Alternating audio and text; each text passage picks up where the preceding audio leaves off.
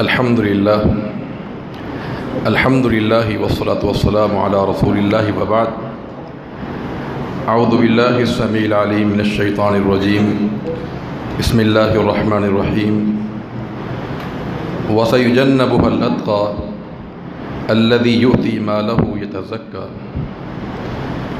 وقال اللہ تبارک وتعالی فی مقام آخر ان الذین سبقت لهم منا الحسنى اولئک عنها مبعدون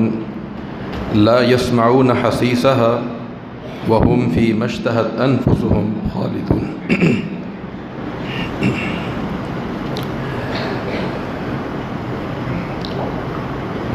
آج کے فائنل پروگرام میں ادنیٰ تا ثالثہ جو موضوع طلباء کو دیا گیا وہ ہے سیرت خلفائے راشدین المہدیین رضی اللہ تعالی عنہم، اور رابعہ تا ثامنہ ہماری جماعت کے مناظر، محقق اور مفسر علامہ محمد یوسف خان قلقتوی رحمہم اللہ تعالی کی حیات اور ان کی سیرت اور خدمات کے حوالے سے خلفائے راشدین اور دیگر صحابہ کرام جو بھی سچا مسلمان ہے وہ صحابہ کرام کی تعظیم و تکریم کرتا ہے، اور جو سچا مسلمان نہیں ہے وہ کبھی بھی صحابہ کرام کی تکریم اور تعظیم نہیں کر سکتا۔ صحابہ کرام کی تعظیم اور تکریم اور احترام یہ ایمان کا جز ہے، بلکہ بہت سارے علماء محدثین اور مفسرین نے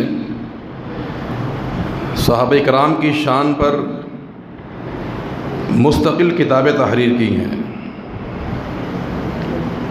علامہ سیوطی رحمۃ اللہ علیہ کی کتاب ہے الحبل الوثیق، یہ انہوں نے قرآن مجید کی سورۃ اللیل جس میں خلیفہ اول صدیق رضی اللہ تعالی عنہ کی شان پر قرآن کی آیات نازل ہوئی تھی، اس مناسبت سے انہوں نے سورۃ اللیل کی تفسیر الحبل الوثیق کے نام سے کی ہے۔ امام احمد رحمۃ اللہ علیہ کی کتاب ہے فضائل صحابہ اکرام پر، امام نسائی رحمۃ اللہ علیہ کی کتاب ہے فضائل صحابہ پر، اور علماء محدثین نے کتب ستہ کے جو ائمہ ہیں انہوں نے بھی اپنی کتابوں کے اندر کتاب فضائل الصحابہ کا عنوان بیان کیا ہے۔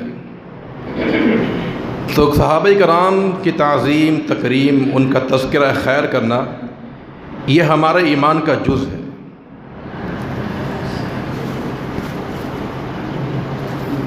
جن علماء نے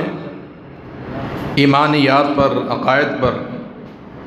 اور دین کے اصولوں پر جو کتابیں لکھی ہیں انہوں نے صحابہ کرام کی تکریم و تعظیم کو ان عقائد اور ایمانیات کی کتابوں میں داخل کیا ہے۔ امام احمد کی السنہ، ابن ابی عاصم کی السنہ، ابن مندہ کی الایمان، امام لالکائی ہیں، امام بربہاری ہیں، شیخ الاسلام علامہ ابن تیمیہ کی العقیدۃ الواسطیہ، امام طحاوی کی عقیدہ طحاویہ، اور امام بخاری رحمۃ اللہ علیہ نے جامع الصحیح کے اندر کتاب الایمان میں باقاعدہ باب باندھا ہے کہ آیت الایمان حب الانصار۔ تو گویا کہ صحابہ کرام کی تعظیم و تکریم اس کا تعلق فروعات کے ساتھ نہیں ہے، یہ کوئی معمولی مسئلہ نہیں ہے کہ اسے نظر انداز کر دیا جائے،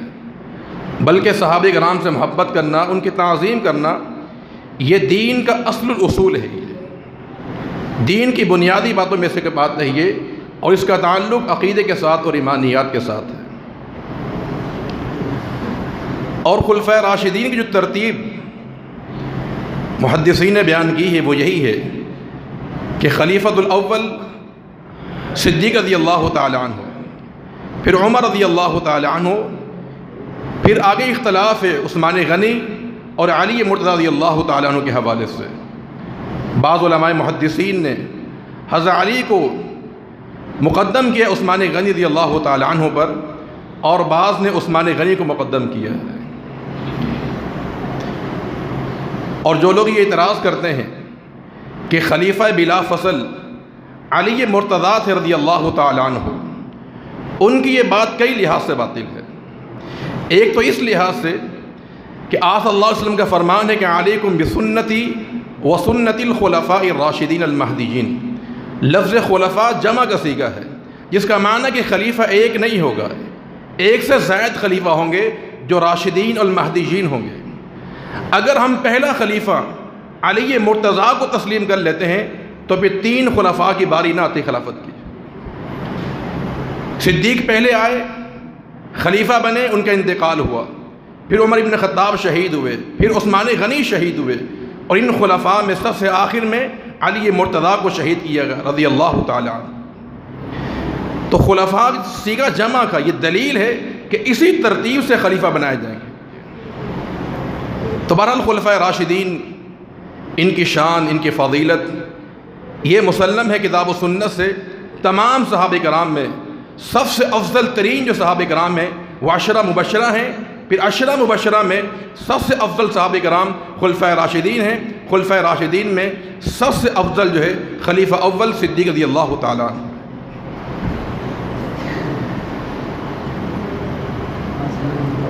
قرآن مجید نے صحابہ کرام کی تعریف کو بیان کیا، ان کی شان کو بیان کیا۔ قرآن میں جتنی بھی آیات ہیں صداقت پر، ایمان پر، جنت کے وعدے پر، ان کے اولین مخاطب صحابہ کرام ہیں۔ بچوں نے یہاں کے بیان کیا کہ رضی اللہ تعالی عنہم ورضوا عنہ، کہ اللہ ان سے راضی ہوا اور یہ اللہ سے راضی ہوئے۔ یہ بات اس میں آتی کہ رضی اللہ ان سے راضی ہوا، اس لیے کہ صحابہ کرام کے جو اعمال تھے وہ اس قدر عظیم تھے اخلاص کے حوالے سے اور اللہ تعالیٰ کی خشیت کے حوالے سے کہ اللہ ان سے راضی ہو گیا۔ لیکن ورضوا عنہ، صحابہ بھی اللہ سے راضی ہو گئے۔ اس کی کیا وجہ ہے کہ صحابہ کرام اللہ سے راضی ہو گئے؟ علماء نے اس کا ذکر کیا ہے کہ صحابہ کرام اللہ سے راضی ہو گئے۔ اس کا مطلب کیا ہے؟ اس کا مطلب یہ ہے کہ جب کسی انسان میں پریشانی آتی ہے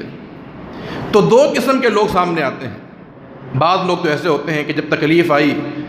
پریشانی آئی، اس پہ صبر کیا، اسے برداشت کیا،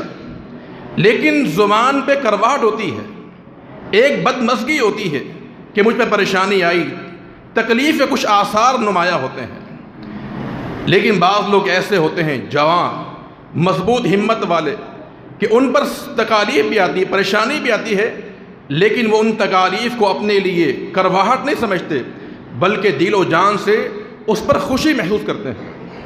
اور یہ کردار صحابہ کرام کا ہے یہ کہ ان پر پریشانی آئی، تکالیف آئی، اللہ تعالیٰ کے راہ میں جان قربان کی، مال قربان کیا، لیکن مسکرا کر اطمینان کے ساتھ، خندہ پیشانی کے ساتھ ان کی پیشانی پر شکن نہیں پڑا کرتے تھے۔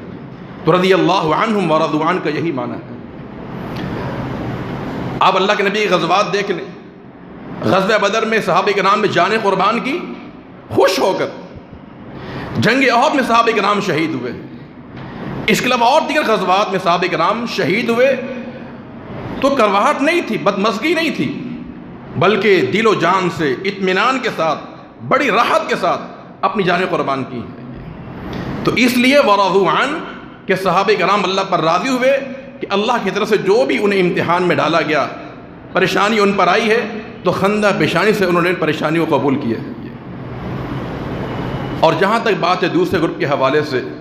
علامہ محمد یوسف خان کلکتی کے حوالے سے، یقینی بات ہے وہ ہمارے اسلاف میں سے تھے اور عظیم مفسر، محدث اور شیخ الحدیث کے درجے پر فائز تھے۔ بچوں نے ان کے حوالے سے بیان کیا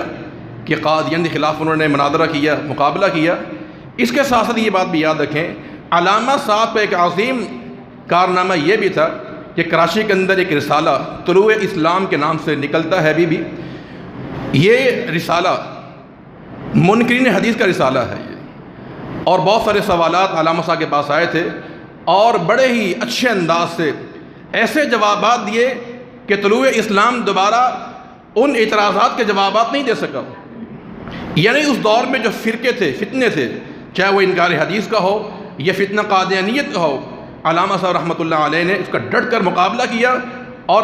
ایسے جوابات دیے کہ ان کے یہاں سناٹا جاری ہو گیا تھا۔ تو ہمیں بھی اس حوالے سے سوچنا چاہیے کہ دور حاضر میں جو فتنہ بھی ہو اس کا مقابلہ کیا جائے، اس کی معلومات ما لہ و ما علیہ کے تعلق سے پوری معلومات ہمارے پاس ہونی چاہیے۔ یہ اسلاف کا کردار رہا ہے۔ امام بخاری کے زمانے میں جتنے فتنے موجود تھے ان سب کی آپ نے سرگوبی کی ہے، بلکہ بعض علماء کے بقول کہ قیامت تک جو فرقے پیدا ہونے ہیں امام بخاری نے صحیح بخاری میں ان کی تردید کر دی ہے۔ تو فتن سے مقابلہ کرنا اور اس راہ میں قلم سے جہاد کرنا، اپنی زبان سے جہاد کرنا، یہ علماء کا